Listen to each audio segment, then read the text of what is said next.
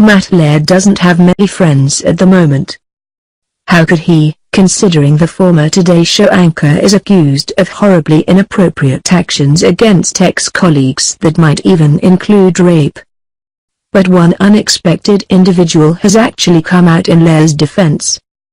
Nancy Allspaw, who was married to the embattled journalist from 1981 through 1988, spoke to Entertainment Tonight about her ex-husband's scandal and actually sounded supportive.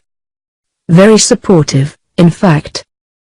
I was shocked because he's been such a stalwart at that network and in the job, television producer Allspaw said of her reaction when she learned Lauer had been fired.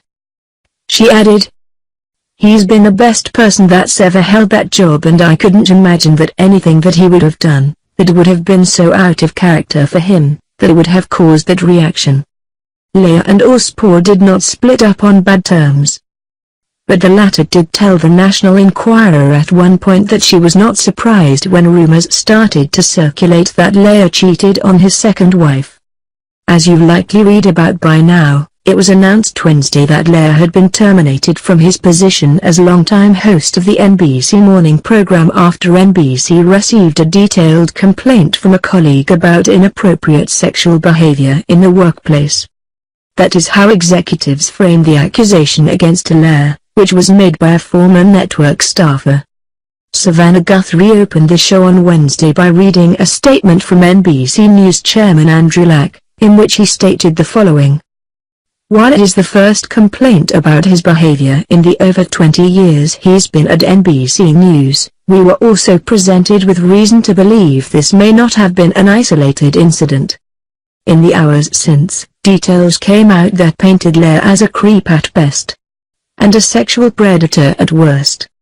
Sources say he gifted co-workers with sex toys and dropped in pants in front of one woman at least, demanding sexual favors.